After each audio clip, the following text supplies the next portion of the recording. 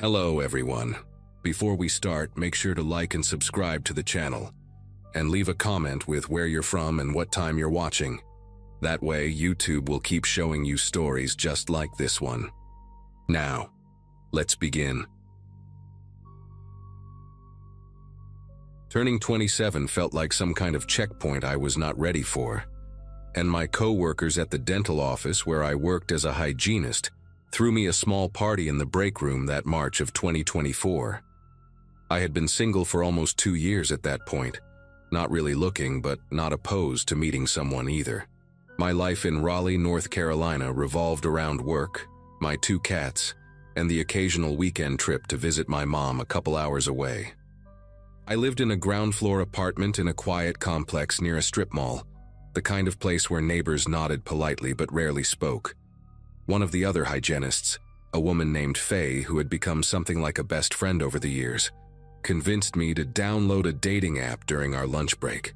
She sat there watching me swipe through profiles, laughing at the bad ones, pointing out the ones she thought had potential.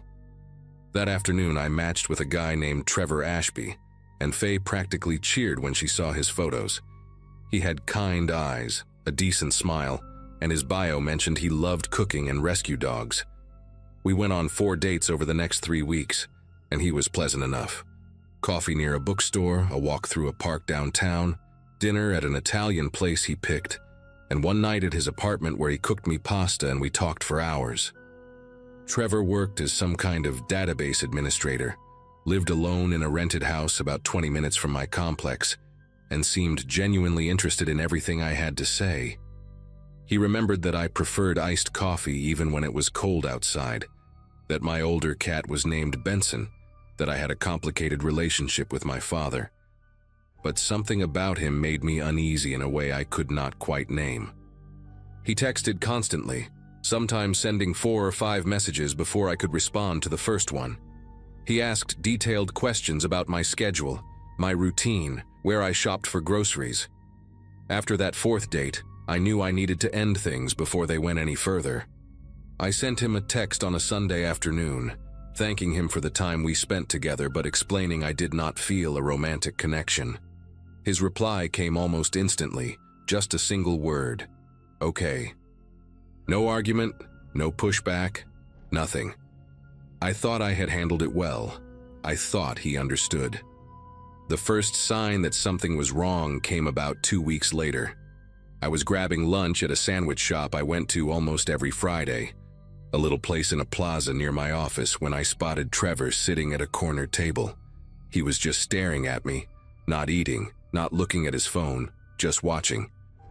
When our eyes met, he smiled and gave me a small wave like we were old friends running into each other by coincidence. I waved back awkwardly, grabbed my order, and left as fast as I could without making it obvious I was rushing. I told myself it was nothing, that Raleigh was not that big and people crossed paths sometimes. But then it happened again 3 days later at the grocery store I always went to on Monday evenings. He was standing at the end of an aisle, pretending to look at cereal boxes, but I could feel his eyes following me as I moved through the store. I abandoned my cart and drove home with my heart pounding in my chest. That night I double-checked every lock on my doors and windows before I could even think about sleeping. Faye was the first person I told, and she took it seriously right away. She asked if I had kept any of his messages, if I knew his full address, if I had told anyone else. I showed her my phone, and that is when I realized he had been texting me again. Not anything threatening, just casual messages asking how I was doing, if I had tried that new coffee place downtown, if Benson was feeling better after his vet appointment. The thing is, I had never told him Benson was sick. I had posted about it on my private Instagram account the week before, the one I thought was locked down to only close friends. Faye scrolled through my followers list and found him there. A profile with no photo, and a generic username that I must have accepted without thinking months ago. He had been watching everything I posted, every story, every photo, every location tag. Faye grabbed my hand and looked me dead in the eyes and told me this was not normal, that this was stalking, and that I needed to document everything starting now. I wanted to believe she was overreacting, but somewhere deep in my gut I knew she was right. I blocked him on everything that same night. Instagram, the dating app, his phone number, even his email address that I found buried in an old message thread. For a few days things went quiet, and I started to let myself breathe again. Then the messages started coming from new numbers, different area codes, always the same tone. He would ask why I was ignoring him, say he just wanted to talk, insist that we had something special and I was throwing it away. One message said he drove by my apartment and noticed I had left my living room light on all night, asked if I was having trouble sleeping. That one made me sick to my stomach. I started parking in different spots, taking alternate routes to work, checking my rearview mirror constantly. My mom could tell something was wrong when I called her that weekend, and when I finally explained the situation, her voice went sharp with fear. She wanted me to come stay with her, to call the police, to do something. But I kept thinking about all the stories I had heard where women reported stalkers, and nothing happened until it was too late. I went to the police station on a Saturday morning, bringing printed screenshots of every message, every sighting, every piece of evidence I had collected. The officer who took my report was a heavy-set man in his 50s who listened with a tired expression that told me he had heard versions of this story 100 times before. He explained that unless Trevor made an explicit threat or physically harmed me, there was not much they could do. He suggested I vary my routine, stay aware of my surroundings, maybe look into a restraining order if things escalated. I asked him what counted as escalation, and he just shrugged and said I would know it when I saw it. Walking out of that station, I felt more alone than I had in years. The system that was supposed to protect me had essentially told me to wait until something terrible happened before they could help. I sat in my car in that parking lot and cried until I could not breathe.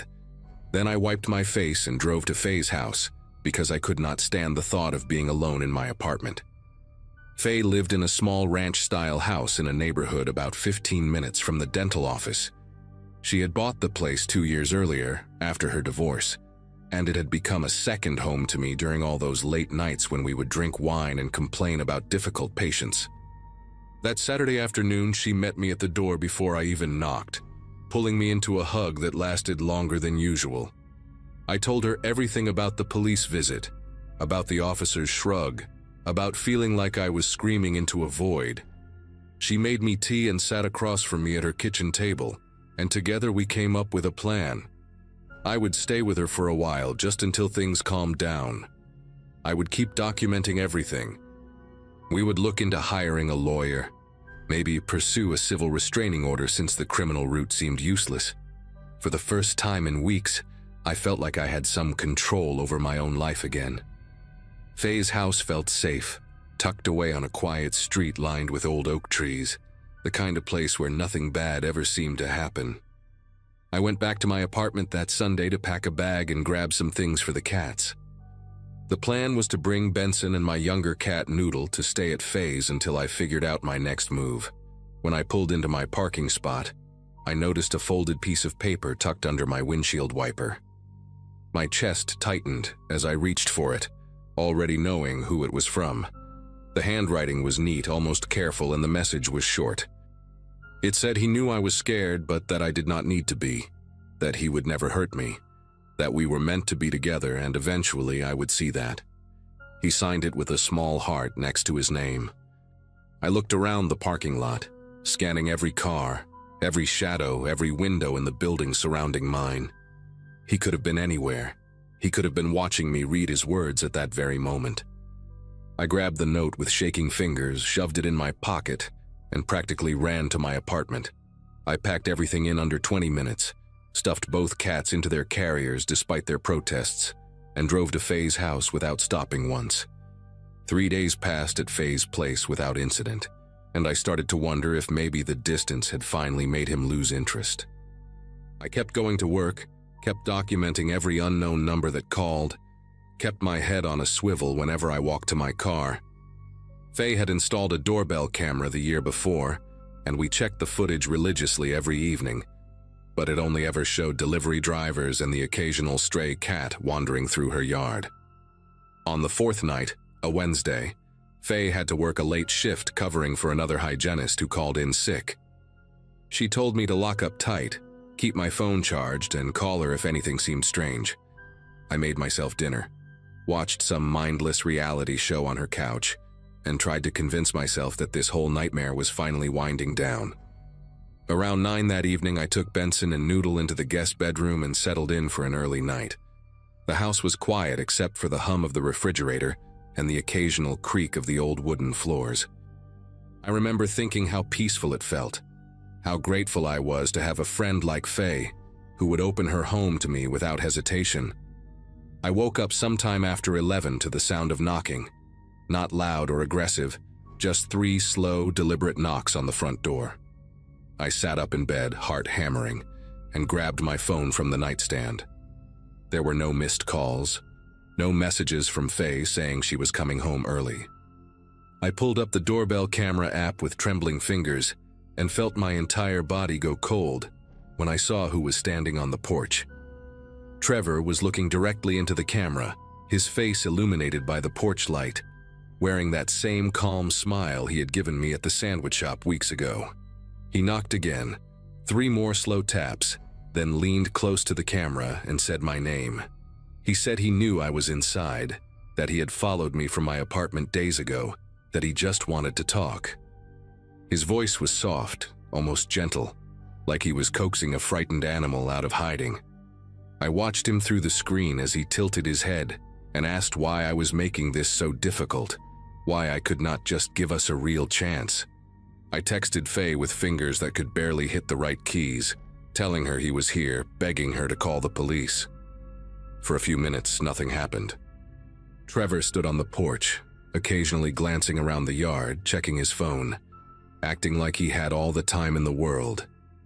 I had moved into the hallway, crouched between the bathroom and the guest bedroom, trying to make myself as small as possible while keeping my eyes locked on the camera feed. Then I heard him walk off the porch, his footsteps crunching on the gravel path that led around the side of the house.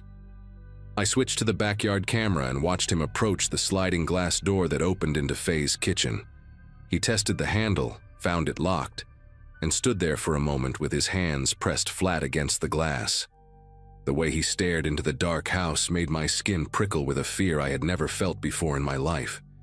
He pulled something from his jacket pocket, and I realized with horror that it was a small crowbar. The sound of metal against the door frame was loud enough to echo through the whole house. I called 911 with shaking hands, whispering my location and the situation to the dispatcher, who told me to stay hidden and that officers were on their way. I heard the glass shatter, heard his footsteps on the kitchen tile, heard him call my name again like we were playing some twisted game of hide and seek. I locked myself in the bathroom at the end of the hall, pressing my back against the door, clutching a pair of scissors I had grabbed from Faye's desk. His footsteps moved through the house slowly, methodically, opening doors and closing them one by one. He kept talking the whole time, his voice eerily calm, saying things like he forgave me for running, that he understood I was confused, that once we talked everything would make sense. When he reached the bathroom door, he knocked softly, the same 3 slow taps from before. He said my name and asked me to open up, promised he would not hurt me, said he just needed to see my face.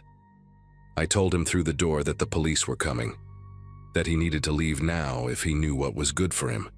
He laughed, a quiet sound that carried no humor at all, and said he did not care about the police, that they could not keep us apart. I heard him grip the doorknob, felt the door shudder as he put his weight against it. The wood around the lock started to splinter. I was screaming at that point, screaming for help, screaming for anyone to hear me. And then, like some kind of miracle, I heard sirens in the distance growing louder and louder. Trevor went silent. His footsteps retreated quickly down the hall, and I heard the back door slam. I stayed pressed against that bathroom door, scissors raised, until I heard officers announcing themselves inside the house. They caught Trevor 2 blocks away, running through someone's backyard with the crowbar still in his hand. He was arrested that night and charged with breaking and entering, stalking, and criminal trespass. Faye arrived at her house 20 minutes after the police, and she held me on her front lawn while I sobbed into her shoulder. The restraining order I filed the next day was granted immediately, and Trevor's bail was set high enough that he sat in county jail for 3 months awaiting trial. He eventually pleaded guilty to reduced charges and received 18 months in prison plus mandatory psychological evaluation. I moved out of my apartment and into a new place across town, somewhere he had never seen, somewhere I could start over. I changed my phone number, deleted all my social media, and spent months in therapy trying to untangle the fear that had wound itself around every part of my daily life. Faye still checks in on me almost every day, and my mom drove down to stay with me for the first few weeks after everything happened. It has been almost 8 months now, and I still double-check my locks every night, still look twice at every car parked near my building, still feel a jolt of panic whenever someone knocks on my door unexpectedly. I know Trevor will be released eventually, and that thought sits in the back of my mind like a stone I cannot swallow. But I also know that I did everything right, that I trusted my instincts, that I leaned on the people who loved me when I needed them most. If you're reading this and something similar is happening to you, please listen to me. Document everything. Tell everyone you trust, and never let anyone make you feel crazy for being afraid. Your fear is valid, your safety matters, and you deserve to be believed.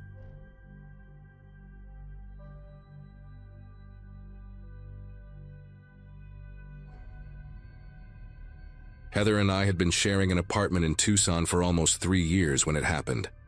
She was a medical transcriptionist who worked from home, spending long hours alone in our converted second bedroom with her headphones on, typing reports while I sat in a gray cubicle across town crunching numbers at an accounting firm. We had met at a friend's barbecue the summer after I graduated college in 2015, and something just clicked between us. She had this quiet intensity about her, a way of listening that made you feel like the only person in the room. I used to find that attractive. Now I understand it differently. Now I see how little I actually knew about what went on inside her head during all those silent hours, how the isolation of her job had been doing something to her, that I was too busy, too comfortable, too stupid to notice. October of 2022 started like any other month. Work was picking up as we headed toward the end of the fiscal year, and I found myself staying late more often than usual. One of the senior partners announced his retirement, and on that particular night, the whole office gathered at a bar downtown to celebrate. I texted Heather around 7 to say I would be home late. She sent back a thumbs-up emoji, nothing more. At the time, I appreciated how low maintenance she was, how she never guilt-tripped me or demanded constant updates on my whereabouts. That felt like trust. That felt like a healthy relationship. By the time I stumbled into an Uber around midnight, my head was fuzzy with beer, and my thoughts had already drifted to lazy weekend plans. Brunch at that new place she wanted to try. Maybe finally starting the puzzle her mom gave us last Christmas. Normal things. Safe things. I had no idea what was waiting for me in our dark apartment. When the driver pulled up to our building, I noticed that every window in our unit was completely dark. That was unusual because Heather always left the kitchen light on when she knew I would be coming home late. She said she liked the idea of me walking into something warm and welcoming rather than a pitch-black apartment. I figured she had just forgotten, or maybe fallen asleep early. The building was quiet as I climbed the stairs to the second floor. The kind of thick silence that only exists after midnight in residential neighborhoods. Our door was locked, which was normal, and I let myself in as quietly as I could, not wanting to wake her. The living room was empty, the television off, and I could see a thin strip of pale moonlight cutting across the hallway floor from our bedroom. I slipped off my shoes by the door and padded toward the bedroom, already loosening my tie. I pushed open the bedroom door, expecting to find Heather asleep, maybe curled up on her side the way she usually slept. Instead, she was sitting upright in bed, perfectly still, facing the doorway. The moonlight coming through the blinds fell across her in broken stripes, and I could see her eyes were wide open, fixed directly on me. She did not say hello. She did not move. She just sat there, hands folded in her lap, watching me with an expression I had never seen before. It was not anger, not exactly. It was something flatter, emptier, like she was looking at a stranger who had wandered into the wrong apartment. My first instinct was to ask if she was okay, if she had a nightmare, or could not sleep. But something about the way she held herself, that rigid stillness, made the words catch in my throat. The room felt 10 degrees colder than the rest of the apartment. I asked her what was wrong, keeping my voice soft, the way you might talk to a scared animal. She did not answer right away. For maybe 5 or 6 seconds, she just continued staring at me, and I became acutely aware of how loud my own breathing sounded in that silence. Then she spoke, and her voice came out flat and measured, almost robotic. She asked me who I had been with tonight. I told her about the retirement party, the same thing I had texted her earlier, but she shook her head slowly like I was lying. She said she knew I was with someone else, that she had been thinking about it all night, running through the evidence in her head. I tried to laugh it off, told her she was being ridiculous, that she could check my phone if she wanted. But she did not reach for my phone. She just kept staring with those hollow eyes, and I realized with a sinking feeling that this was not a normal bout of jealousy. Something had broken inside her while I was gone. I decided the best thing to do was to get into bed and let her calm down. Maybe she would feel better in the morning after some sleep, and we could talk about whatever was bothering her like rational adults. I walked around to my side of the bed, pulled back the covers, and sat down on the edge of the mattress to take off my socks. That is when I noticed her right hand had moved from her lap to somewhere beneath her pillow. I asked her what she had under there, trying to keep my tone casual even though my heart had started hammering in my chest. She said it was nothing, but the way her fingers curled around something out of sight, the way her whole body seemed to tense like a coiled spring, told me it was definitely not nothing. I asked her again, firmer this time, and she pulled her hand out slowly. In her grip was a kitchen knife, the big one we used for chopping vegetables, the blade catching the moonlight in a way that made my entire body go rigid. I raised both hands in front of me, palms out, the universal gesture of surrender. My mind was racing, trying to figure out what to say, what to do, how to get that knife away from her without making things worse. I called her name softly, told her she was scaring me, asked her to please put the knife down so we could talk. She tilted her head to one side like a curious bird, studying me with that same empty expression. Then she said something that made my blood turn to ice in my veins. She said she had been watching me sleep for the past few weeks, standing over the bed in the dark, trying to decide what to do about me. She said she had seen the signs, the way I looked at my phone, the way I smiled at texts I thought she could not see. None of it was true, but in her mind she had constructed an entire alternate reality where I was the villain of her story. I started to inch backward off the bed, keeping my movements slow and deliberate, never breaking eye contact with her. Every instinct screamed at me to run, to bolt for the door and get out of that apartment as fast as my legs could carry me. But I also knew that sudden movements might trigger something, might push her over whatever edge she was balanced on. She watched me move with those unblinking eyes, the knife still clutched in her fist, and I could see a vein pulsing in her neck. When my feet touched the floor on the far side of the bed, I told her I was going to get her some water, that maybe she was dehydrated or having some kind of episode. I took one step toward the door. That was when she lunged. She came across the bed faster than I would have thought possible, the knife slashing through the air in a wide arc aimed directly at my chest. I threw myself backward and felt the blade whistle past my face, missing my throat by what could not have been more than an inch. I crashed into the dresser behind me, knocking over a lamp and a framed photo of us from happier times. The glass shattered against the floor, and for a split second I thought about grabbing a shard to defend myself, but there was no time. Heather was already coming at me again, her movements jerky and uncoordinated, like a marionette being controlled by someone who did not quite know how the strings worked. I managed to grab her wrist as she swung the knife down toward my shoulder, and we struggled there in the darkness, her breath hot against my face, her eyes wild with something I can only describe as complete disconnection from reality.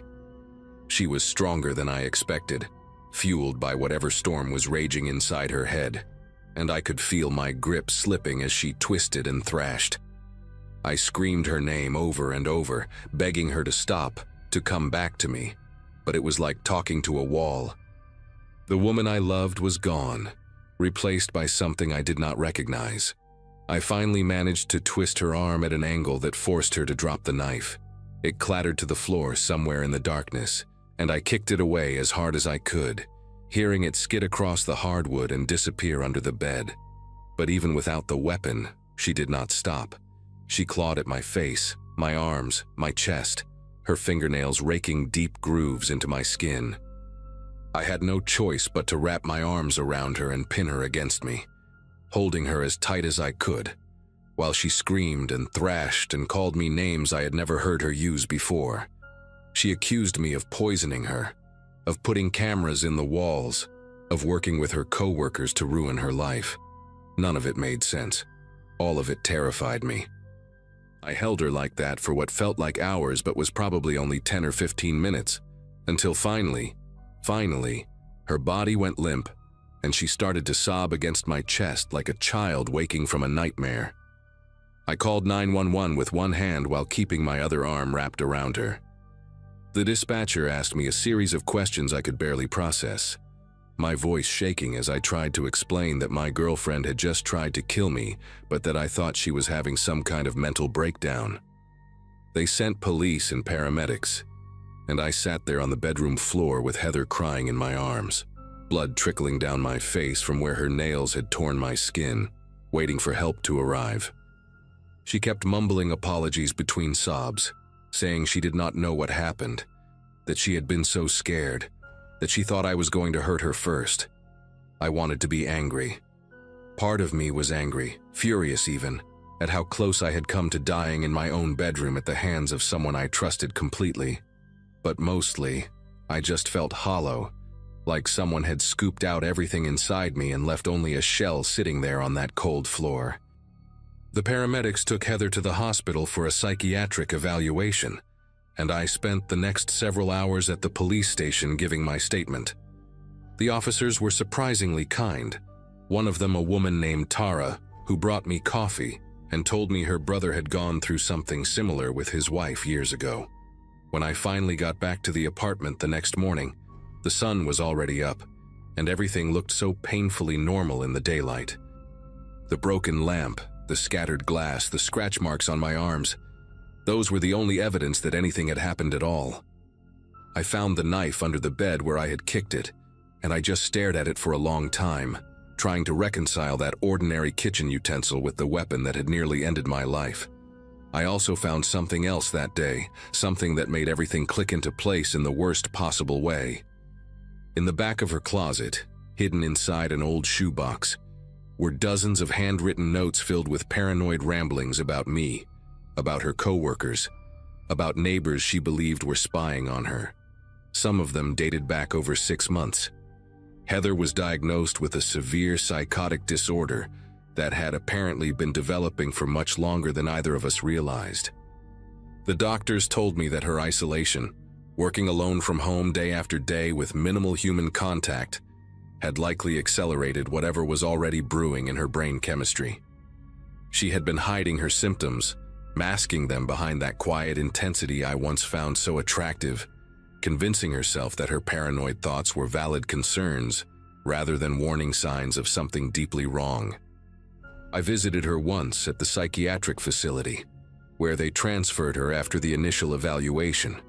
She looked smaller somehow, fragile in a way I had never seen before, and she cried when she saw the healing scratches on my face.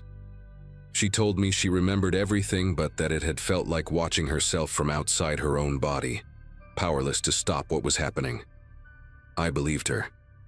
I also knew that I could never sleep next to her again, never close my eyes in her presence without seeing that knife glinting in the moonlight. It has been almost 2 years since that night, and I still sleep with my bedroom door locked.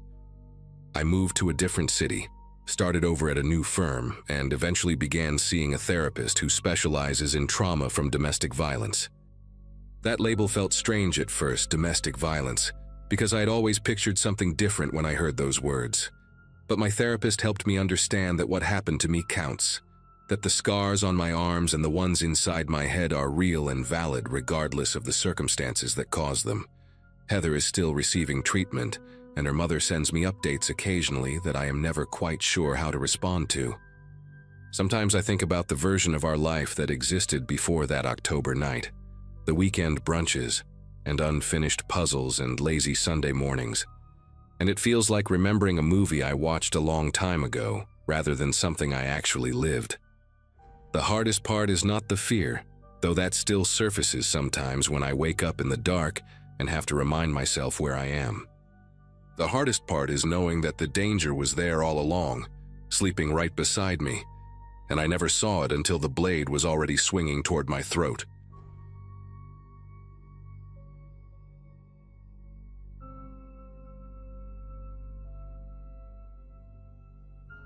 Still trying to put all of this into words because I spent so long convincing myself it was normal. I met Wesley at a coworker's birthday party in the spring of 2022, and he seemed like everything I had been looking for after years of terrible dates and even worse relationships. Charming, attentive, the kind of guy who remembered small details about conversations we had weeks before. My friends from nursing school kept saying I deserved someone like him. We moved in together after 8 months, and for a while, everything was perfect. He cooked dinner most nights, surprised me with flowers on random Tuesdays, called me during his lunch breaks just to hear my voice. I remember telling my mom on the phone that I finally understood what people meant when they said they found their person. She was so happy for me, and I was so certain I had figured out my life. My coworkers at the pediatric clinic where I worked used to tease me about how often I smiled at my phone when he texted. 26 years old, and convinced this was it, the real thing, the kind of love that actually lasts. The first time I saw Wesley drunk was at his company's holiday party that December. He had always been a social drinker around me, a beer or two with dinner, maybe a glass of wine on weekends, nothing that ever raised any concern. But that night he kept going back to the open bar, shot after shot, laughing too loud with his coworkers while I stood there not knowing anyone. By the time we left, he was someone I did not recognize. In the Uber home, he accused me of flirting with his boss, said I had embarrassed him in front of everyone by laughing at some joke the guy made. I tried to explain that I was just being polite, making small talk like anyone would at a work event, but he kept cutting me off, his voice getting louder each time. The driver kept glancing at us through the rearview mirror, and I wanted to disappear into the seat. When we got home, Wesley slammed the front door so hard a picture frame fell off the wall, then went straight to bed without another word. The next morning, he apologized with tears in his eyes, said the stress at work had been overwhelming, and he had drunk way more than he should have. He promised it would never happen again, and I believed him because I wanted to believe him. For a few months after that, things went back to normal. Wesley cut back on drinking, at least around me, and I let myself forget how scared I had been in that Uber. We adopted a cat together, started talking about maybe getting engaged by the end of the year. I convinced myself that the holiday party was just a one-time thing, a bad night, the kind of story couples laugh about years later. But then his friend Todd had a bachelor party in March, and Wesley came home at 3 in the morning reeking of whiskey and stumbling into furniture.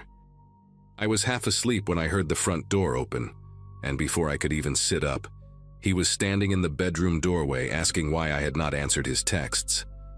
I checked my phone, and there were 17 messages, each one angrier than the last, accusing me of ignoring him on purpose. I had been asleep. My phone was on silent because I had an early shift the next morning, but trying to explain that only made him angrier. He called me selfish, said I did not care about him, that any other girlfriend would have stayed up waiting. That became the pattern.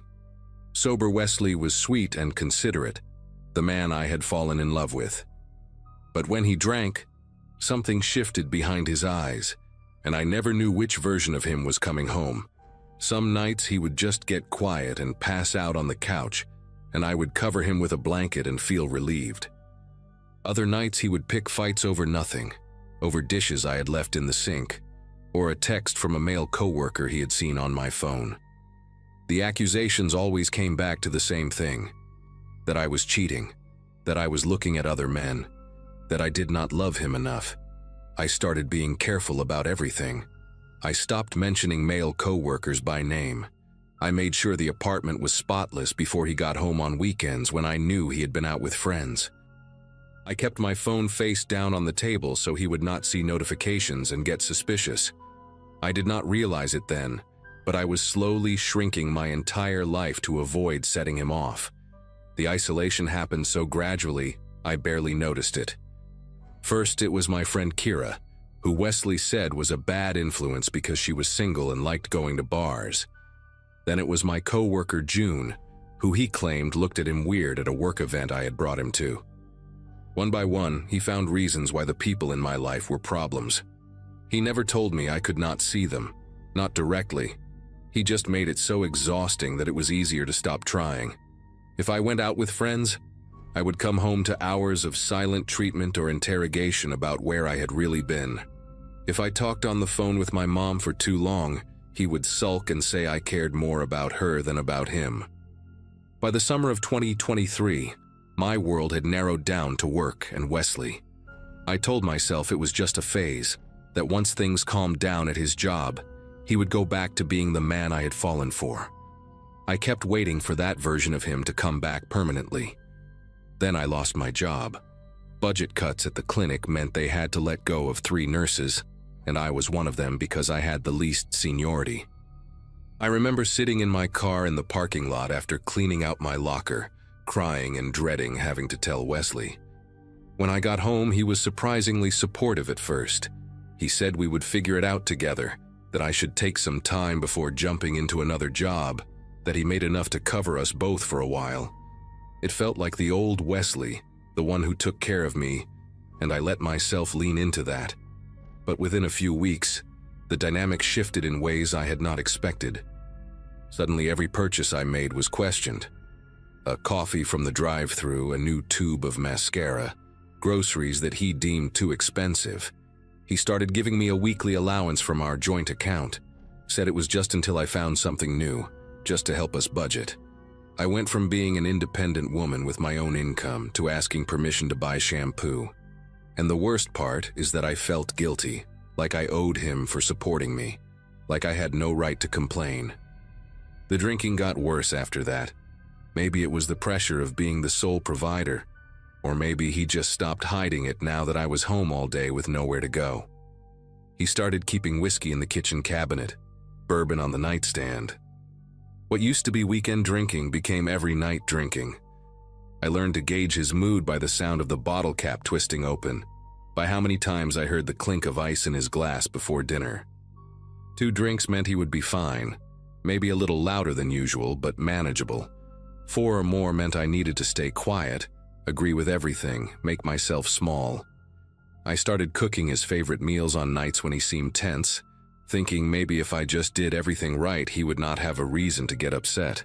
I became an expert at reading the room, at noticing the slight tightening of his jaw, or the way he scrolled through his phone too aggressively.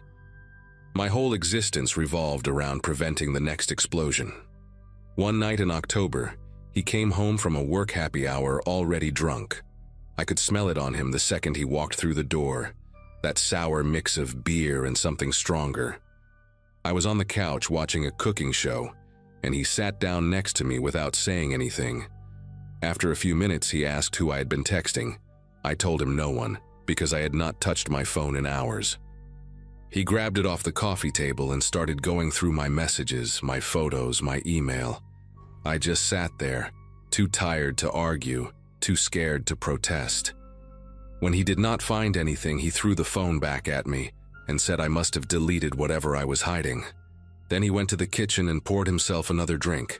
I stayed on that couch for 2 more hours, not moving, barely breathing, just waiting for him to pass out so I could finally exhale. That was my life. Not constant violence, not bruises I had to explain, just this endless waiting, this permanent state of dread that never fully went away even on the good days. I thought about leaving all the time. I would lie awake at night running through the logistics in my head, trying to figure out how I could make it work. But the math never added up.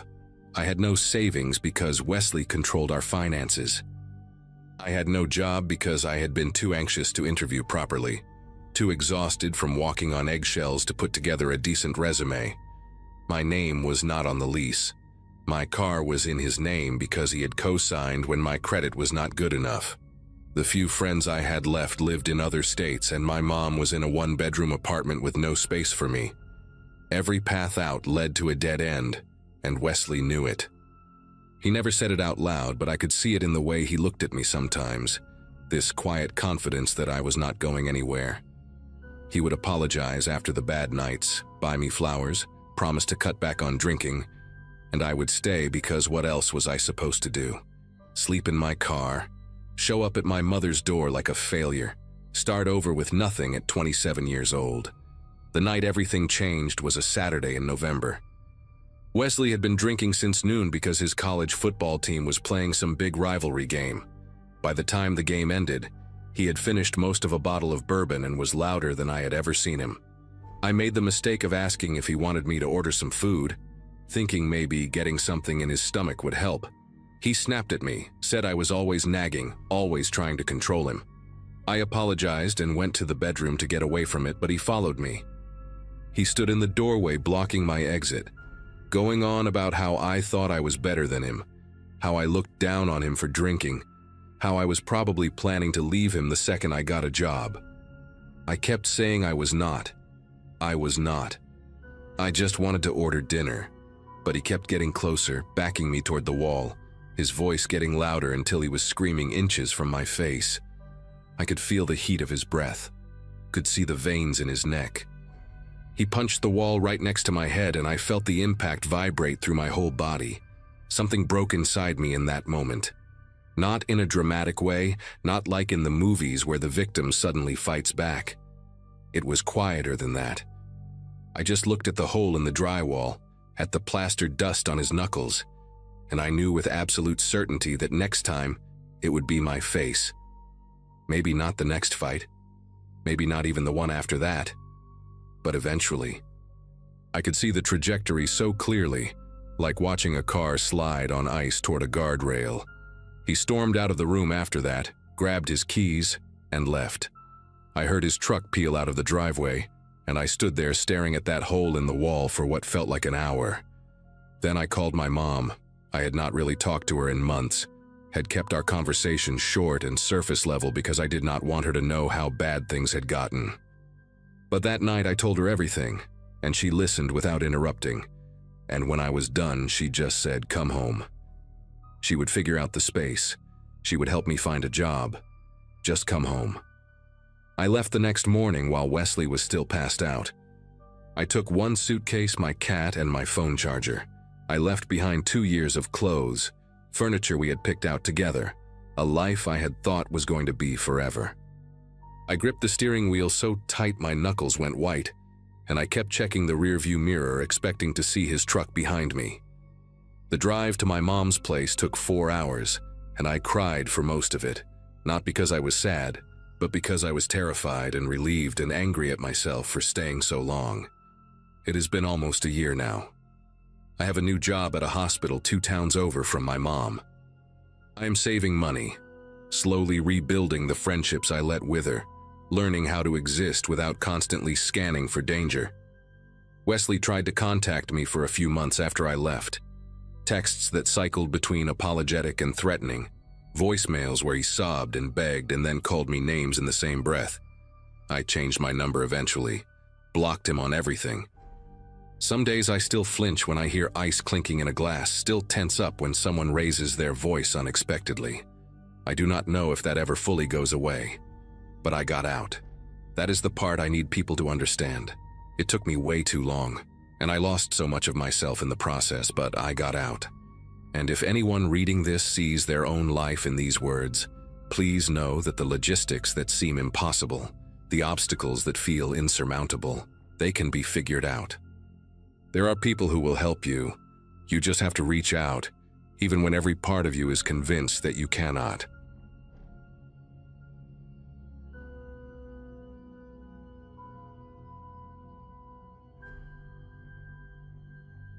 February in Minneapolis has a way of making everything feel frozen in place. Not just the ice on the sidewalks, but time itself. Like the whole world is holding its breath waiting for spring. I remember that feeling perfectly the week my life started crumbling.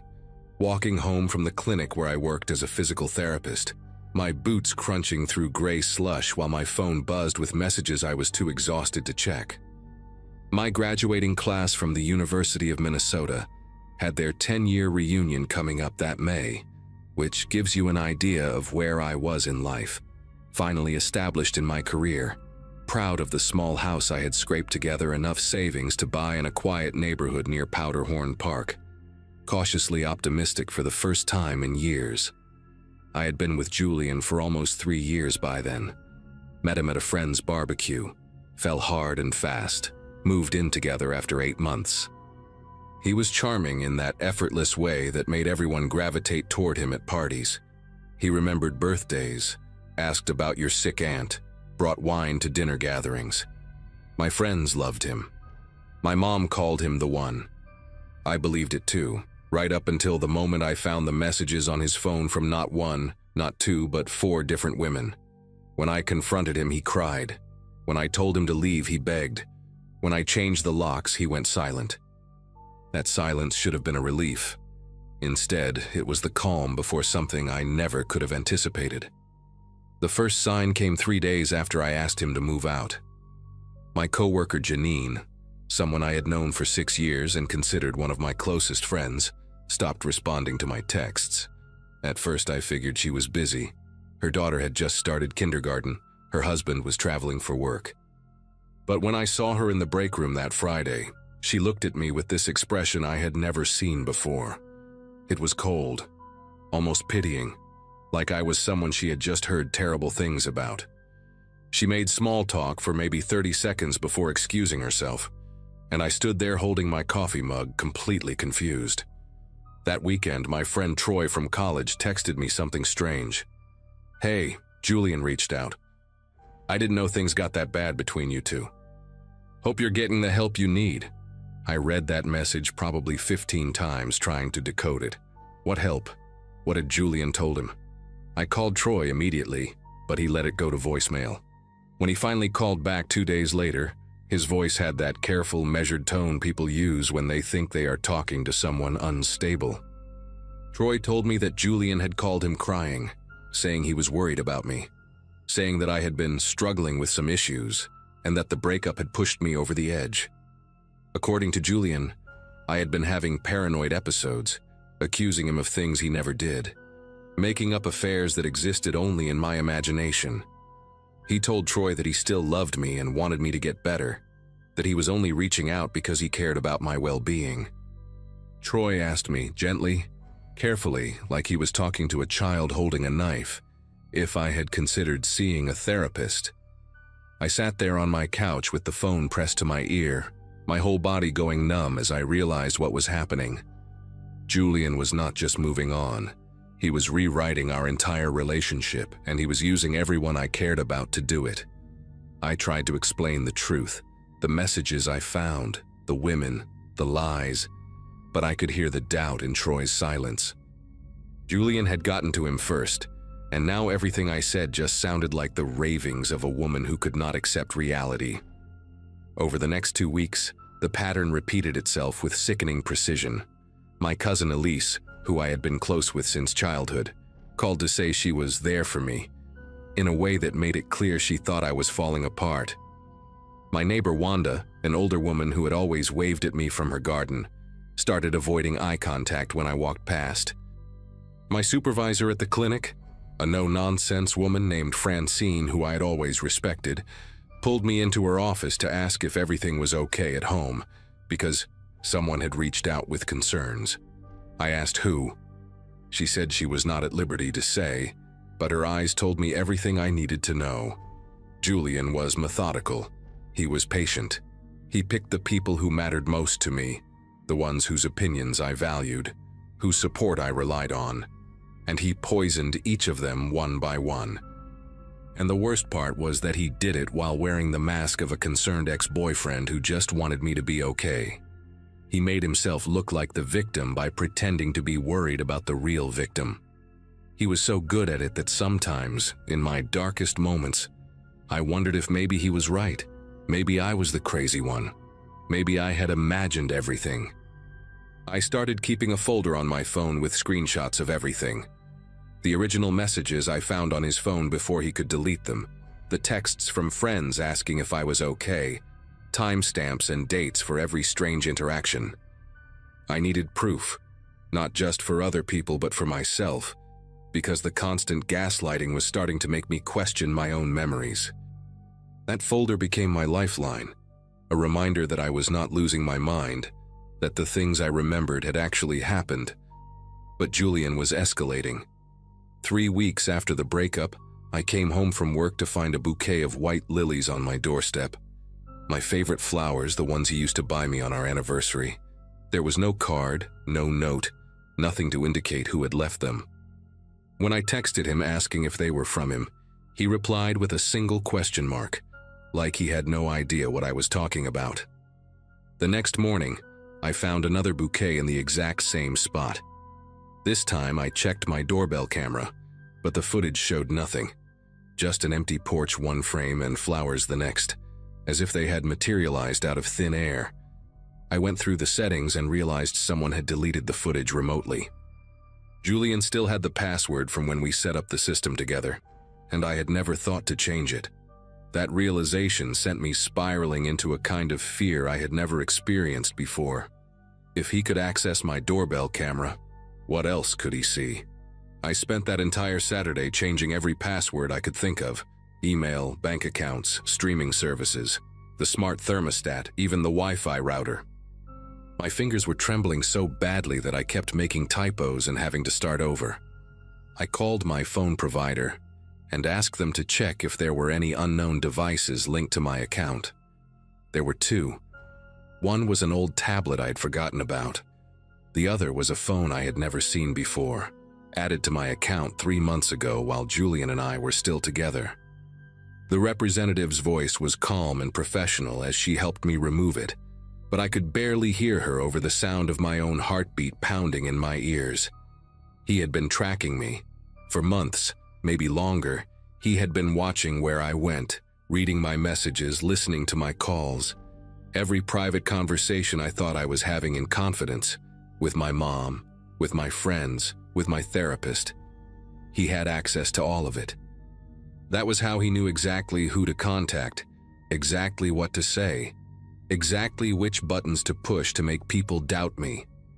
I had been living inside his surveillance the whole time, like an insect trapped under glass, thinking I was free while he watched my every move. I went to the police the next morning, a Sunday, sitting in that fluorescent-lit waiting room for almost 2 hours before an officer finally called my name. His name tag said Officer Hendricks, a heavy-set man with tired eyes who looked like he had heard 1,000 stories just like mine. I showed him everything: the screenshots, the deleted camera footage, the unauthorized device on my phone account, the messages from friends proving Julian was contacting them behind my back. He listened, nodded, took notes in a little spiral pad, and then told me there was not much they could do. Julian had not made any direct threats. The flowers could have been from anyone. Accessing a shared account was not technically illegal if he had been given the password at some point. Hendricks suggested I get a restraining order if I felt unsafe, but warned me that without evidence of physical threat or harassment, it probably would not be granted. I walked out of that station feeling smaller than I had ever felt in my life.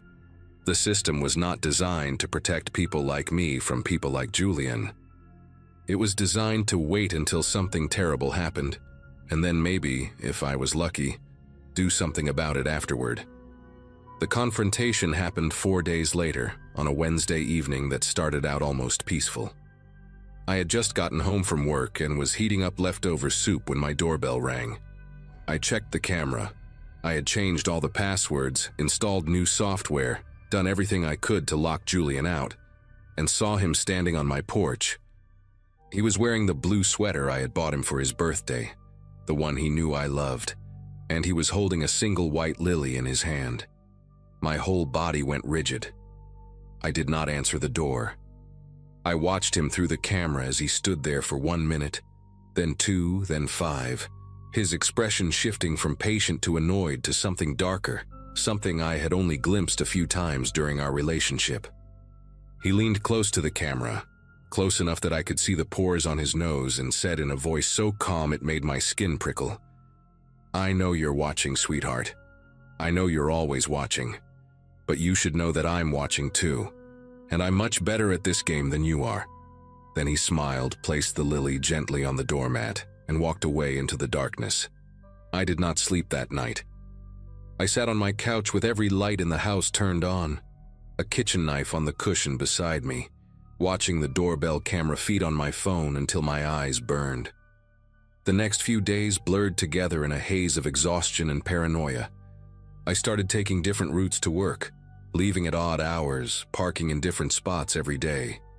I told Francine I was dealing with a personal situation and asked to adjust my schedule so I would never be alone at the clinic during opening or closing. She agreed, but I could see the concern in her eyes. Not concern for my safety, but concern about my mental state, which meant Julian's story had already taken root.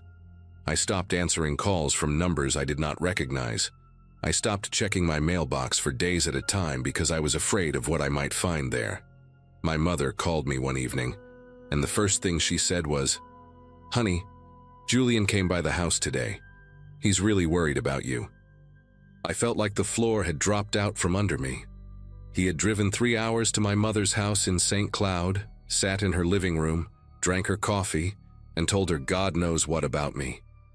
When I tried to explain the truth, my own mother, the woman who raised me, who knew me better than anyone, hesitated before saying, "Sweetheart, maybe you should talk to someone, a professional. Julian said you've been having episodes, and I just want to make sure you're okay." I hung up on her. It was the first time in my life I had ever done that, and I immediately felt sick with guilt, but I could not listen to another word. That Friday, I came home to find my back door unlocked. I knew I had locked it. I had started checking every lock 3 times before leaving, a new ritual born from fear. But when I turned the handle, it swung open without resistance. Nothing inside seemed disturbed. My laptop was still on the kitchen table where I had left it. My jewelry box was untouched. But something was different, something I could not identify at first.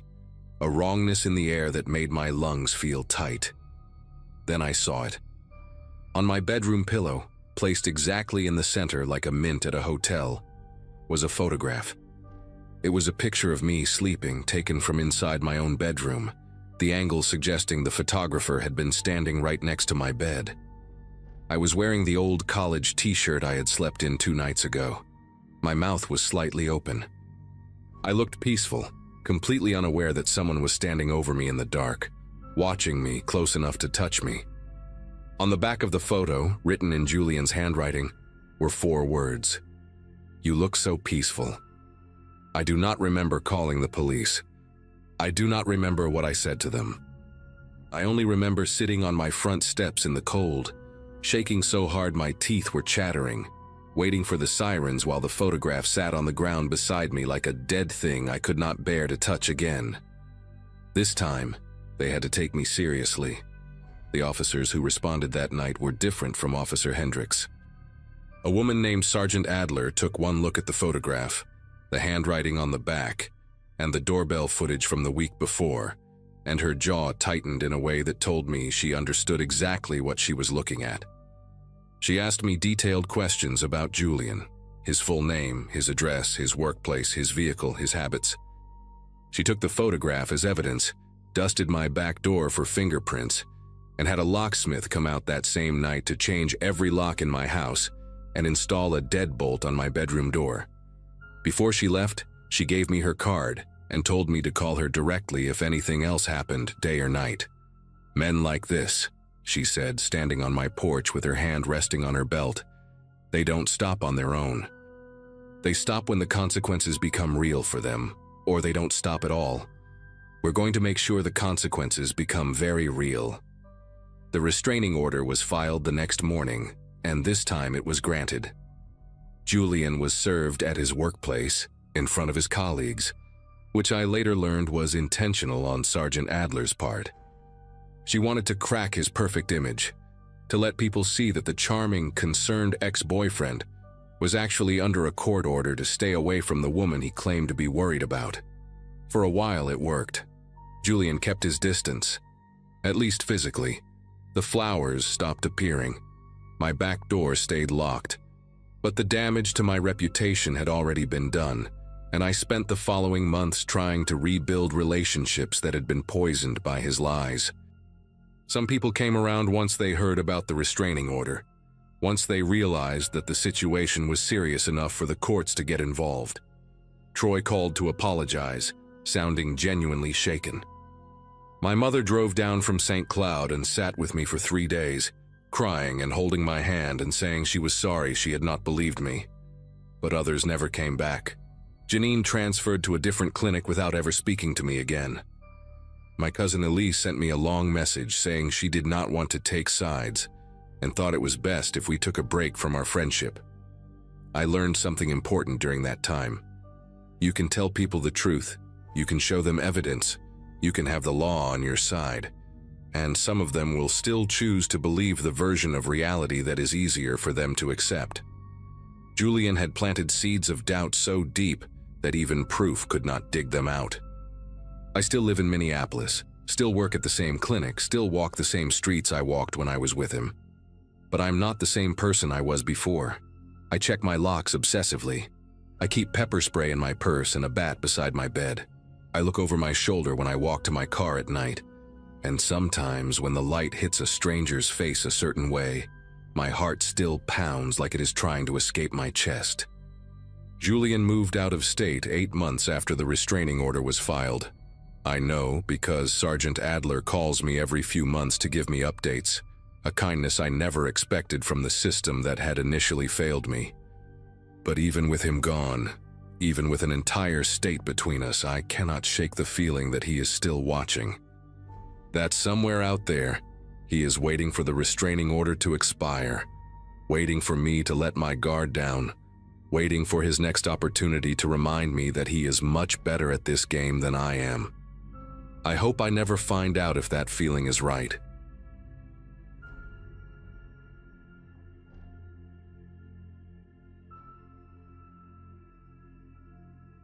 Sometimes I still catch myself checking the locks twice before bed, even though Wes moved out over a year ago. Old habits, I guess. We were together for almost 2 years, living in a small apartment in Louisville, Kentucky. The kind of place with thin walls where you could hear your neighbors arguing about whose turn it was to take out the trash. I met him through mutual friends at a barbecue. Nothing special, just burgers and cheap beer in someone's backyard. He was funny, charming, had this way of listening to you like every word mattered. By the time my class of 2012 reunion rolled around, we were already sharing a lease and talking about getting a dog. My old classmates kept telling me how happy I looked, how lucky I was to find someone like him, and for a while I believed them. I work as a nurse at a local hospital, long shifts that leave you exhausted, and coming home to Wes felt like a relief back then. He would have dinner ready, ask about my day, make me laugh after 12 hours of dealing with difficult patients. That version of him feels like a stranger now. The first time he scared me was over something stupid, dishes in the sink. He had left them piling up for 3 days, and I made a comment about it when I got home from work. Nothing mean, just tired, like, hey, can you take care of that tomorrow? He turned around so fast I stepped back without thinking. His whole face changed, jaw tight, eyes hard, and he slammed his fist into the kitchen counter. The laminate cracked right down the middle. That sound, that sharp crack, I can still hear it if I think about it too long. We stood there in silence for what felt like forever. Then he apologized, said work had been stressful, said it would never happen again. I wanted to believe him, so I did. That is what you do when you love someone. You tell yourself it was a one-time thing. You file it away in the back of your mind, and you move forward. But things like that, they do not stay filed away. They sit there, waiting. After that night, things were good for a few months. Wes started seeing a therapist, said he wanted to work on his anger issues. and I thought we had turned a corner. He bought me flowers, planned weekend trips, did all the things that made me fall for him in the first place. I convinced myself that the counter incident was an isolated event, a glitch in an otherwise healthy relationship. But then, there was the time he punched a hole in the bedroom wall because I forgot to text him when I got to work. And the time he threw his phone across the room so hard it shattered against the refrigerator because his boss criticized him during a meeting. Each time he apologized. Each time he promised to do better. And each time, I noticed that the explosions were getting closer together, the triggers smaller. I started monitoring my own behavior, choosing my words carefully, tiptoeing around certain topics. I did not realize it then, but I was slowly shrinking myself to fit into the spaces his anger left behind. The day everything changed started like any other Saturday. We slept in, made breakfast together, watched some documentary about deep-sea creatures that Wes had been wanting to see. Around noon, he said he wanted to talk about something important. His voice was calm, almost too calm, and he asked me to sit down on the couch. I remember thinking he was going to propose, that all the therapy had worked and he was ready for the next step. Instead, he told me that his therapist had helped him identify something about himself. He said he had been having violent thoughts, intrusive ones, that came to him during moments when he felt overwhelmed or upset. He described them as flashes, images that appeared in his mind without warning. He said sometimes, when we argued, he would picture himself hurting me, choking me, hitting me. He said the images were so vivid that he could almost feel his hands doing it. I sat there on that couch, our breakfast dishes still in the sink. The TV paused on a shot of some bioluminescent fish, and I had no idea what to say. He kept talking, filling the silence I could not fill. He said his therapist told him these were intrusive thoughts, that lots of people have them, that they do not mean he would ever act on them. He said the fact that he was disturbed by these images was actually a good sign, proof that he was not a violent person at his core. He reached for my hand while he spoke and I let him take it, but my fingers felt numb, disconnected from the rest of my body. He said he wanted to be honest with me because he loved me, because he trusted me, because hiding this felt like a betrayal. I remember nodding, saying something like, "I appreciate you telling me," but my voice sounded far away, like it belonged to someone else. The whole time he was talking, I kept thinking about all those moments when his face would change during arguments, when his eyes would go dark and empty for just a second before he caught himself. I always thought he was just angry. Now I knew what he was seeing in those moments. He was seeing his hands around my throat. That night I could not sleep. Wes fell asleep easily, the way he always did, like confessing something that heavy had lifted a weight off his shoulders. I lay there next to him in the dark, listening to him breathe, and I could not stop my mind from racing. Every time he shifted in his sleep, I flinched. Every time his arm brushed against mine, I tensed up. I kept replaying his words, trying to convince myself that he was right, that intrusive thoughts were normal, that having them did not make him dangerous. But then I thought about the cracked counter, the hole in the wall, the shattered phone. Those were not thoughts, those were actions. And the line between thinking about violence and committing violence suddenly seemed very thin, almost invisible. I got up around 4 in the morning, went to the kitchen, and just stood there in the dark looking at the crack in the laminate that we never got fixed.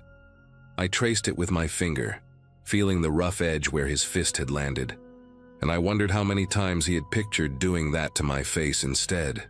The next few weeks were the hardest of my life. I tried to act normal, to pretend that his confession had not changed everything between us, but it had. I started noticing things I had ignored before. The way he would clench his jaw when I said something he did not like.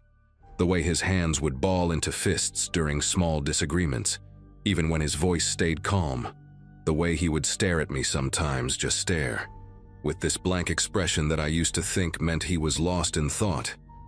Now I wondered what thoughts he was lost in. I called my sister one afternoon while Wes was at work, and I tried to explain what he had told me without making it sound too alarming. She was quiet for a long time after I finished. Then she asked me a question that I could not answer. She asked if I felt safe. I told her yes because that was what I was supposed to say, but the word tasted like a lie in my mouth. The truth was, I did not know anymore. The truth was I had started hiding the kitchen knives in a different drawer, one he would not think to check. A month after his confession, we had an argument about money. Something small, a credit card bill that was higher than expected. Wes was already in a bad mood because of something that happened at his job, and my comment about the bill set him off. He did not hit me. He did not even raise his voice at first. But he backed me into a corner of the living room, literally, physically backed me into a corner with his body, and he stood there breathing hard, his face inches from mine. I could smell the coffee on his breath, see the vein pulsing in his neck.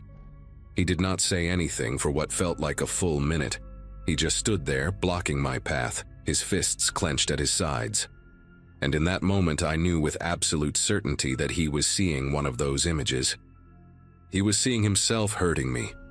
I could tell by the way his eyes flickered, the way his whole body seemed to vibrate with something he was trying to hold back. Then he stepped away, walked to the bedroom, and closed the door. I stayed in that corner for 10 minutes, my back pressed against the wall, too scared to move. I started making a plan after that night. Nothing dramatic, just small things. I opened a separate bank account and started putting a little money in it every week. I made copies of my important documents and left them at my sister's place. I started keeping my car keys in my pocket instead of on the hook by the door. Wes noticed something was different, I could tell, but he did not say anything directly. Instead, he became sweeter, more attentive, like he was trying to make up for something he had not technically done. He brought me flowers, cooked my favorite meals, told me he loved me more often than usual. Part of me wanted to believe that he was trying, that the therapy was working, that we could still make this work. But another part of me, the part that had stood in that corner watching his fists clench and unclench, knew better. I read articles online about intrusive thoughts, trying to understand what he was going through. The articles said these thoughts were common, that most people who have them never act on them, that they were more distressing to the person having them than to anyone else. But those articles were not written about people who had already punched holes in walls. They were not written about people who backed their partners into corners and stood there vibrating with barely contained rage. The day I finally left started like any other morning. We had coffee together, talked about nothing important, and he kissed me goodbye before heading to work. I waited until his car turned the corner at the end of our street. Then I moved faster than I had ever moved in my life. I had already packed a bag and hidden it in the trunk of my car 2 days earlier. I grabbed my laptop, the folder with my documents, and the small box where I kept jewelry my grandmother had left me. I took one last look at the apartment, at the cracked counter and the patched hole in the bedroom wall and the couch where he had told me about the images in his head. Then I walked out, and I did not look back. I drove to my sister's house 3 hours away, checking my rearview mirror the whole time, half expecting to see his car following me. He called me 17 times that afternoon. I did not answer. I sent him one text message that evening, telling him it was over, telling him not to contact me again. He responded with a wall of text, apologies and promises and accusations all mixed together, ending with a sentence that still keeps me up at night. He wrote that he had never been closer to acting on those thoughts than he was at that moment. I blocked his number after that message, blocked him on every social media platform I could think of, and told my sister not to tell anyone where I was staying. For weeks I jumped every time my phone buzzed, every time a car drove slowly past the house, every time someone knocked on the door. My sister installed extra locks and bought a security camera for the front porch. I filed for a restraining order, which was granted after I showed the judge the text message he had sent me. The judge read it twice, looked at me over her glasses, and asked if I had somewhere safe to stay. I told her I did. What I did not tell her was that I still woke up in the middle of the night sometimes, heart pounding, certain that I had heard his footsteps in the hallway. I did not tell her that I had started sleeping with a baseball bat next to my bed, or that I flinched whenever a man raised his voice in public. Some things you do not say out loud because saying them makes them too real.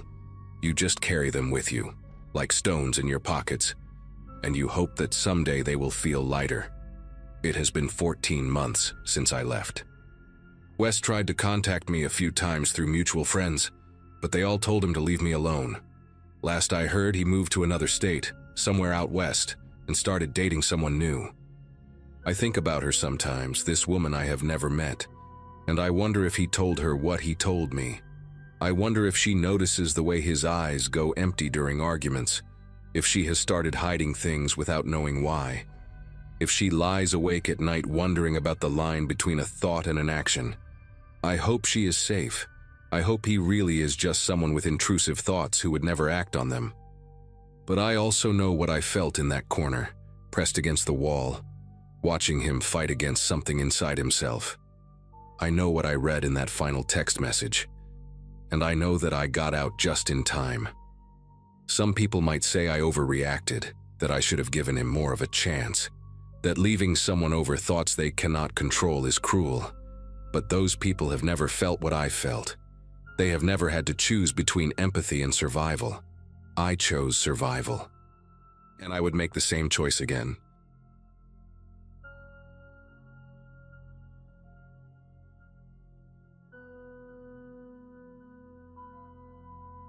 My graduating class from nursing school had their 10-year reunion last spring, which puts into perspective how long I spent believing I had found the perfect relationship.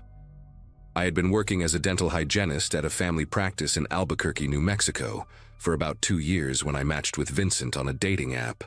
He had this disarming smile in his photos and a bio that mentioned loving rescue dogs and hiking in the Sandias. Our first date lasted 5 hours. Dinner turned into drinks, turned into walking around Old Town until the shops closed. He listened like nobody had ever listened to me before, asking follow-up questions, remembering every detail. When he texted me the next morning with a reference to an obscure movie I had mentioned loving as a kid, I thought I had hit the jackpot. I told my sister Noelle that this one felt different. She warned me that charm could be a mask, but I laughed her off. 6 months into the relationship, Vincent had basically moved into my apartment.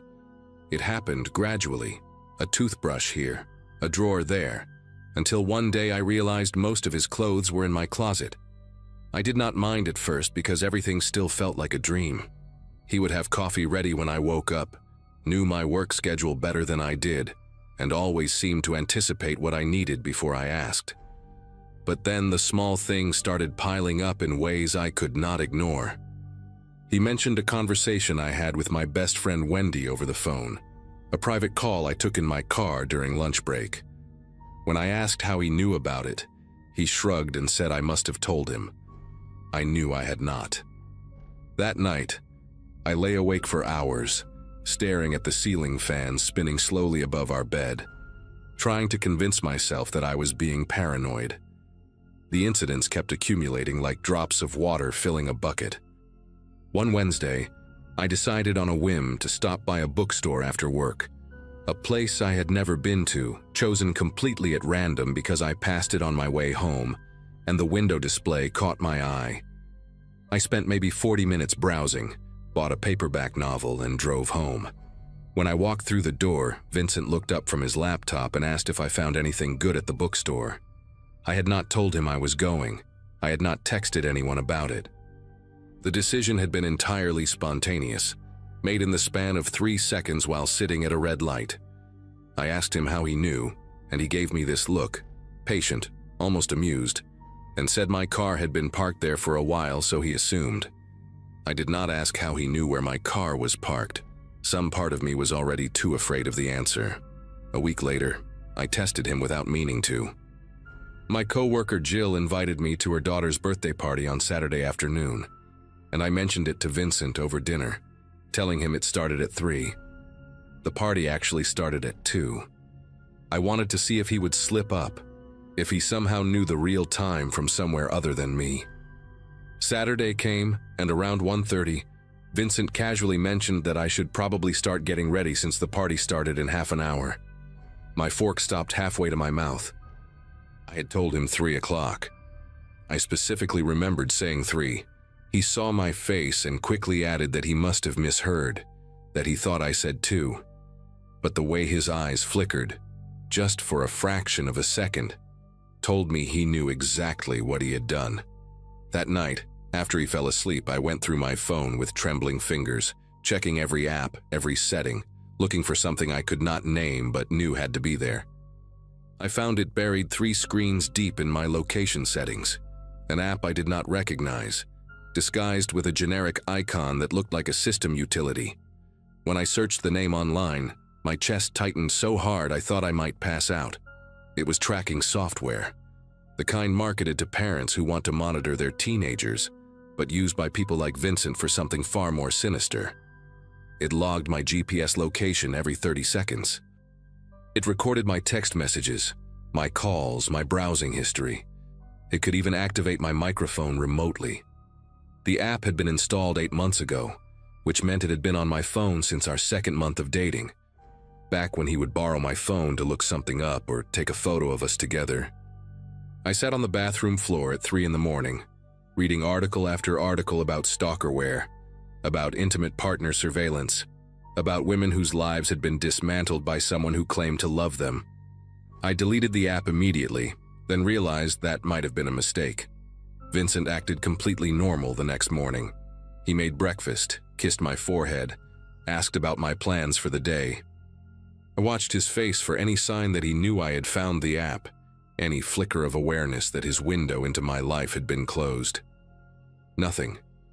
His calm terrified me more than anger would have. I called my sister during my lunch break, whispering in the supply closet at work, telling her everything I had discovered. Noelle did not hesitate. She told me I needed to leave, that this was not love but control, that men like Vincent did not stop at digital surveillance. She offered me her guest room in Denver, said I could stay as long as I needed. I told her I would think about it, but the truth was, I had already made up my mind. That evening, I waited until Vincent left for his weekly poker game with friends. Then I packed 2 suitcases with everything essential and loaded them into my car. I left my keys on the kitchen counter and drove west on I-40 without looking back. The first 2 weeks at Noelle's place felt like emerging from underwater. I got a new phone with a new number, created fresh email accounts, and changed every password I could think of. I blocked Vincent on everything, though I knew he probably had backup ways to find me. My sister lived in a quiet neighborhood with a security system and a German shepherd named Bowie, who barked at every shadow. I started sleeping through the night again. I applied for dental hygienist positions in the Denver area, and even went on 2 interviews that seemed promising. For a brief window, I let myself believe that leaving had been enough, that Vincent would move on to someone else, that my nightmare was over. Then, the flowers arrived. A bouquet of white lilies, my favorite, a detail I had mentioned once during our first month together, delivered to my sister's front door with a card that said only, "I understand you needed space. I can wait." There was no sender name, no return address, but the message was clear. He knew exactly where I was. I called the police that same afternoon, shaking as I explained the situation to an officer who looked barely old enough to drink. He took notes, nodded sympathetically, and told me there was not much they could do about flowers. No direct threat had been made, no law had been broken. He suggested I document everything and consider a restraining order, though he warned me those were difficult to obtain without evidence of physical danger. I wanted to scream at him that the danger was real, that Vincent had been inside my phone for months, that he had driven 6 hours to find my sister's address without me telling a single person where I was going. But I kept my voice steady and thanked him for his time. That night, Noelle and I went through her house inch by inch, checking for anything unusual. We found it in her living room, a small device the size of a button battery, stuck to the underside of the coffee table. Vincent had been inside the house. He had been close enough to plant a listening device while we slept, or while we were at work. Noelle called a locksmith at 11 at night, and neither of us closed our eyes until every lock in the house had been replaced. The next few days blurred into a haze of paranoia and exhaustion. I started noticing things I had overlooked before. A car that seemed to idle too long at the end of the block. A man in a baseball cap walking past the house twice in 1 hour. The sensation of being watched even when I was alone in a room with the blinds drawn tight. Noelle took time off work to stay with me, and we developed a routine of checking every window latch, every door lock, every corner of every room before settling in for the night. I filed for a restraining order, gathering every piece of evidence I had. Screenshots of the Stalkerware app, photos of the listening device, the card that came with the flowers. The judge granted a temporary order, which meant Vincent was legally required to stay 500 feet away from me and have no contact whatsoever. When he was served with the papers, he did not contest them. He did not show up to the hearing. His silence felt like a predator waiting in tall grass, patient and certain that his moment would come. 3 weeks after the restraining order was issued, I received an email to my new address. The one I had created specifically to escape him. The one I had only used for job applications and communication with my sister. The subject line was empty. The body of the message contained a single photograph. Me, sitting in Noelle's kitchen that same morning, drinking coffee in my pajamas. The photo was taken through the window above the sink, shot from the backyard at an angle that suggested he had been crouched behind the fence. I could see the timestamp embedded in the image file, 7:42 in the morning, exactly when I remembered standing at that counter. I showed the photo to the police, to the detective now assigned to my case, to anyone who would listen. They increased patrols in the neighborhood. They took the restraining order violation seriously. But Vincent was a ghost. His apartment in Albuquerque had been vacated. His car was registered to an address that turned out to be an empty lot. His phone number was disconnected. On paper, he had ceased to exist, but I knew he was out there, circling closer, waiting for the moment my guard slipped. The breakthrough came from an unexpected source.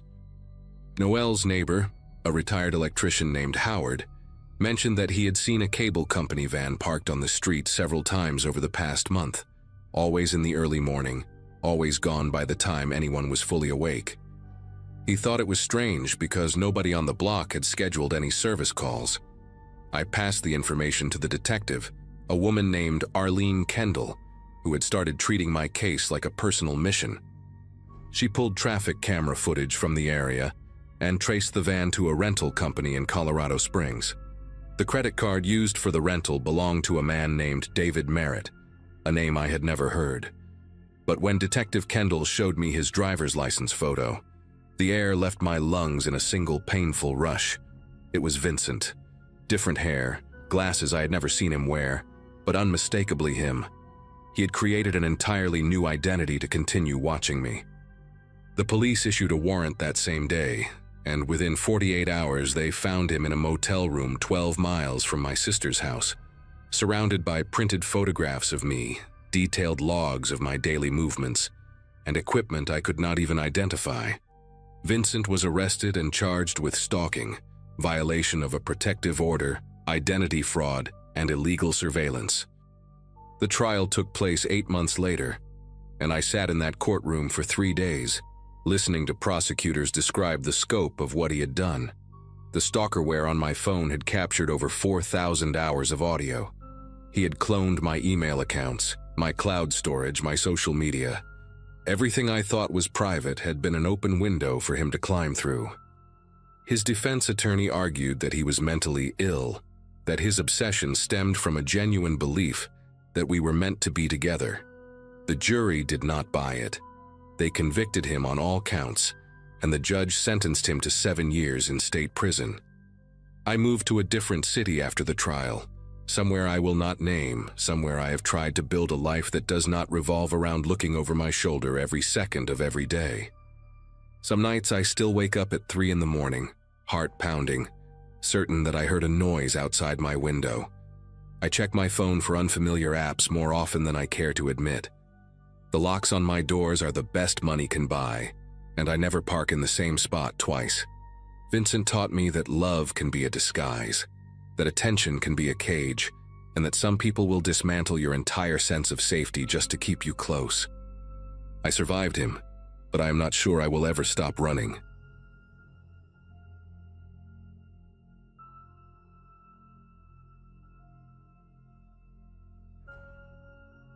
The year everything shifted. Life looked ordinary from the outside. Work had settled into a predictable rhythm. Evenings were quiet, and the relationship I was in had already lasted long enough to feel permanent. Friends knew us as the steady couple, the ones who didn't fight in public and showed up together to birthdays and holidays. I shared an apartment with someone I trusted deeply, someone who had once felt like a safe place after long days. Back then, my biggest worries were money, and the feeling that my career had stalled. Nothing about my routine suggested danger, and that's probably why it took me so long to notice how much was changing inside our walls. The setback came quietly, not as a dramatic collapse, but as a slow unraveling. A professional disappointment hit harder than I expected, and it bruised my confidence in ways I didn't know how to explain. The person I lived with reacted differently than I imagined, becoming unusually attentive at first, then oddly controlling in subtle ways. Questions started sounding less like concern and more like monitoring. Comments about my schedule, my phone, even the way I dressed began slipping into conversations disguised as jokes. None of it was loud or explosive, just a steady pressure that made home feel smaller each day. Friends were the first to notice something I couldn't fully articulate yet. I stopped answering messages quickly and started canceling plans without clear reasons. When I did show up, I was quieter, distracted, always checking the time. A close friend, Noah, asked once if everything was okay, and I remember brushing it off with a tired laugh. It was easier to downplay than to explain the constant tension that followed me around. I didn't have a single incident to point to, just a growing sense that I needed to be careful all the time. Inside the apartment, the atmosphere kept tightening. Doors were closed more often, conversations happened in lowered voices, and silence became a kind of warning. Small disagreements lingered far longer than they should have, stretched into hours of cold distance. I began memorizing routines, learning which topics to avoid and when to stay quiet.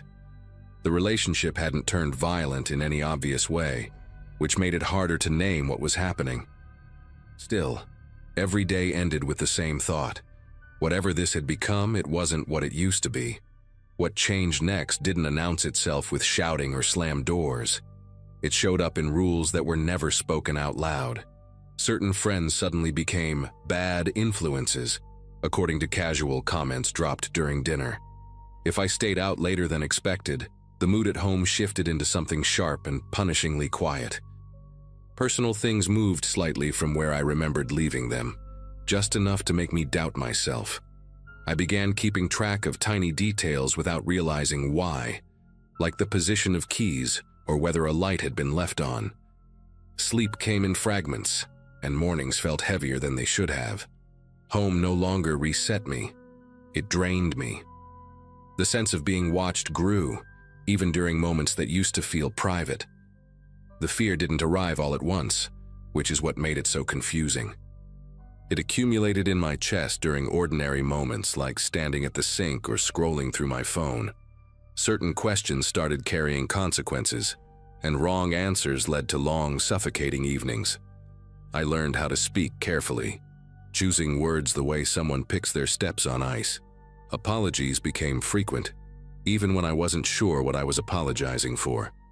I stopped trusting my own reactions and relied instead on predicting theirs. The relationship had become a maze, and I was constantly trying not to hit the walls. Nothing dramatic happened, yet every day ended with relief that it was finally over. Friends kept checking in, and I kept deflecting.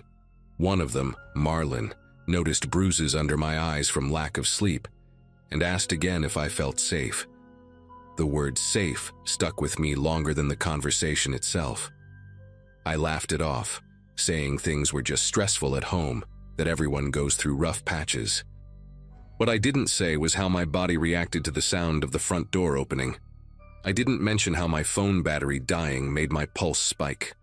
Admitting fear felt like betrayal, not just of my partner, but of the version of my life I'd presented to everyone else. So I stayed quiet and hoped it would pass. The day authorities became involved didn't start any differently than the others. Routine carried me through the morning, right up until a moment where the tension finally spilled beyond the apartment walls. A neighbor had heard raised voices and called for help, something I'd never done myself. When officers asked questions, my first instinct was still to minimize, to protect, to smooth things over. Then one of them asked how long I'd felt afraid. The answer surprised me as it left my mouth. Months, not days, not weeks, but months of slow, silent erosion. Saying it out loud made the truth impossible to ignore. Once the truth surfaced, everything moved faster than I was prepared for. Statements were taken, questions repeated in different ways, and suddenly my private life felt exposed under fluorescent lights. I remember sitting on a stiff chair, hands clasped together trying to explain something that had never had a single starting point. There was no dramatic incident to describe, just a pattern that had slowly reshaped my days. The officers listened carefully, and one of them said something that stayed with me. Harm doesn't always leave visible marks. Hearing that felt validating and devastating at the same time. It meant what I'd lived through was real, but it also meant I'd been living in danger longer than I wanted to admit. Leaving the apartment didn't happen in a dramatic rush. It was methodical, almost clinical. I packed essentials while someone else stood nearby, making sure nothing escalated. Familiar objects looked different when I knew I wouldn't be coming back to them. The couch where I'd spent countless evenings felt foreign, like it belonged to someone else's life. My partner barely spoke, and that silence felt heavier than any argument we'd ever had. Walking out with a bag over my shoulder felt unreal, like stepping off a stage after a performance that had gone on far too long. Relief came in waves, mixed with guilt I couldn't fully explain. In the weeks that followed, friends filled in the quiet spaces I hadn't realized were empty. Conversations happened slowly, carefully, as if everyone was afraid of saying the wrong thing. I started noticing how tense my body had been, how simple things like sleeping through the night now felt like small victories. Therapy helped me understand how control can disguise itself as concern, how fear can become normalized when it grows gradually. I replayed moments from the past months and saw them differently, clearer, sharper. The danger hadn't appeared overnight. It had been assembling itself piece by piece while I adjusted instead of resisted. Today, I share this because I know how easy it is to miss the signs when nothing looks violent on the surface. What happened to me wasn't sudden, and that's what made it so dangerous. If someone had asked me earlier whether I was in trouble, I would have said no without hesitation. Now I know better. Safety isn't just the absence of bruises or shouting. It's the presence of peace. I'm still rebuilding, still learning to trust my instincts again. But I'm out. And even though I don't understand exactly when the line was crossed, I'm grateful I didn't wait any longer to leave.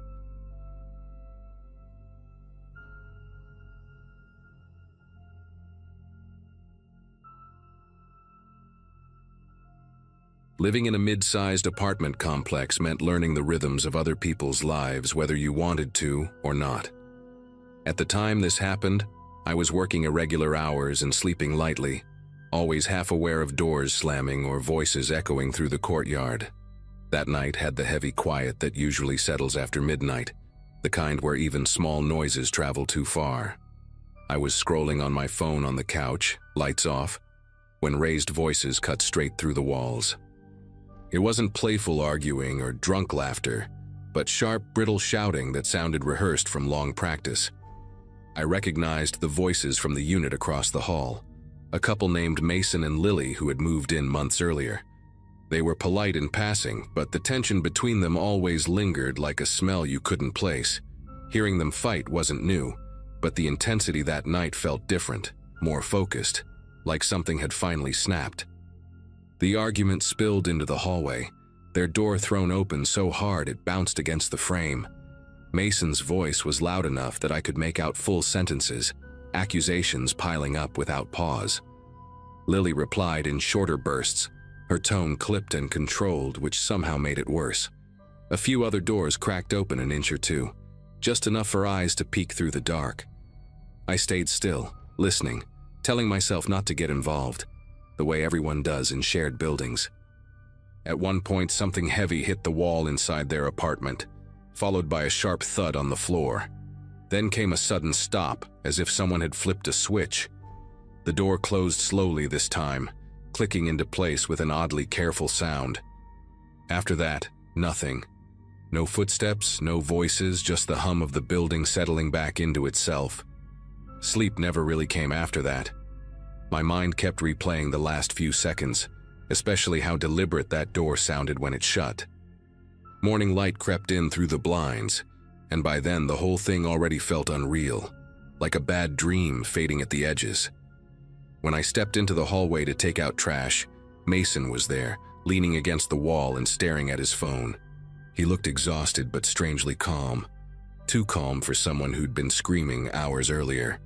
He nodded at me and mentioned, casually, that Lily had taken off during the night after their fight. According to him, she grabbed a bag and left to cool down, something she'd done before. The way he said it felt practiced, like a line repeated until it sounded true. I remember thinking how odd it was that I hadn't heard the door open again. Later that day, the mood in the building shifted as quiet questions started circulating. One neighbor mentioned checking the security feed after realizing their car had been scratched overnight. The cameras covered the hallway and main exit, and curiosity turned into unease when people noticed gaps in the timeline. Lily never appeared leaving the building, not on foot, not through the garage, not anywhere the cameras could see. Someone else pointed out that her phone hadn't pinged outside the complex after the argument, based on a shared family plan notification. By evening, police were walking the halls, asking measured questions and taking notes.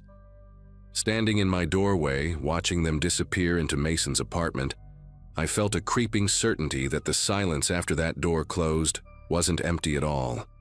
The next day blurred into a strange waiting period, like everyone in the building was holding their breath without admitting it. Officers returned with more questions, this time slower and more precise, asking about sounds, timing, even the way the argument ended. I told them about the hallway, the object hitting the wall, and how the door closed softly instead of slamming. One of them wrote that down and paused longer than the others, his pen hovering as if he didn't want to commit it to paper yet. Mason stayed inside his unit most of the day, curtains drawn, refusing to open the door unless prompted by police. When he did step out briefly to smoke, his movements were controlled, almost careful, as if every gesture was being rehearsed in his head. The story about Lily leaving stayed the same, word for word, no matter who asked. That consistency should have been reassuring, but it only made my unease deepen. By the following evening, the building manager mentioned that maintenance had been asked to check the plumbing in Mason's unit. Apparently, a neighbor below complained about unusual noises in the pipes during the night of the argument. I watched from my doorway as two maintenance workers went in with tool bags and came out quieter than they'd gone in. One of them wouldn't meet anyone's eyes, just shook his head slightly when the manager whispered something to him. Shortly after, the police arrived again, this time with gloves and sealed evidence bags. The air in the hallway felt thicker, like the walls were listening. Mason was escorted out, hands free but flanked closely, his face still calm in that unsettling way. As he passed me, he gave a quick nod, the same polite gesture he always used, and it made my chest tighten for reasons I couldn't explain. That night, sleep was impossible again, but for different reasons. My phone buzzed with messages from neighbors sharing fragments of what they'd heard from friends or overheard in stairwells. Someone mentioned phone records showing Lily's last call ended minutes after the door closed. Another said the security footage had been manually accessed around the same time, something only residents could do with the right code.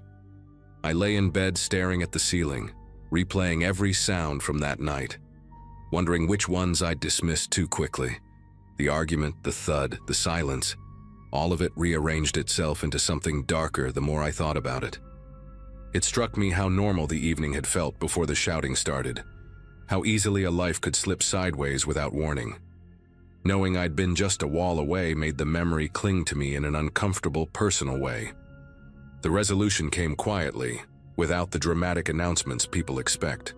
Weeks later, the building received a brief notice confirming Mason had been charged, and that Lily's disappearance was no longer considered voluntary. Details were scarce, but enough leaked to confirm what most of us already suspected about what happened after that door closed. Life in the complex returned to its routine, new tenants moved in, and conversations shifted to safer topics. Still, every now and then I catch myself listening too closely to the hallway at night, counting footsteps and door clicks. That careful sound of the lock turning has stayed with me more than the shouting ever did. It taught me how thin the line is between overhearing an argument and witnessing the beginning of something irreversible.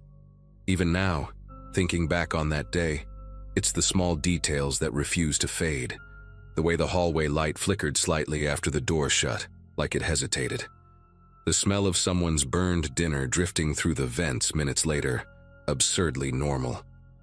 I remember standing in my kitchen that morning, coffee going cold in my hands, staring at the wall we shared and trying to convince myself I was overthinking everything. Part of me wanted to believe Mason's version because it was easier, because it let the night stay contained. Accepting the alternative meant admitting I'd been close to something final and hadn't done a thing. That realization carried a quiet guilt that settled deep and stayed there. I replayed every choice I made during that night. Every moment I decided to stay put instead of stepping into the hall.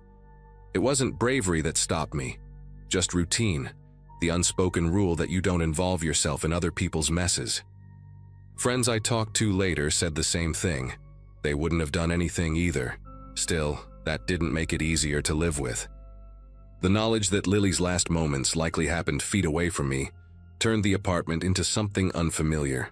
Sounds carried differently after that, each muffled noise charged with meaning. I started keeping my TV louder at night, not for entertainment, but to drown out the building itself. Eventually I moved out, not dramatically, just a lease ending and a quiet decision not to renew. On my last day there, I stood in the empty hallway for a moment, listening to the echo of my own footsteps. Mason's unit was sealed and dark, a small notice still taped crookedly to the doorframe. New people would eventually live there, unaware of what had unfolded behind those walls. I wondered if they'd ever sense it the way the air seemed heavier around that door. Leaving didn't erase the memory, but it gave it boundaries, a place I could point to and say, that happened there, not here. What stays with me most isn't fear, but awareness. That night taught me how ordinary horror can look until it's already finished. No warning signs flashing, no clear moment where intervention feels obvious. Just raised voices, a door closing, and a story that almost worked. I still think about Lily sometimes, about how easily she vanished from everyone's daily routine before the truth surfaced. Sharing this now isn't about closure, because I don't think that ever really arrives. It's about not letting that silence be the final thing remembered.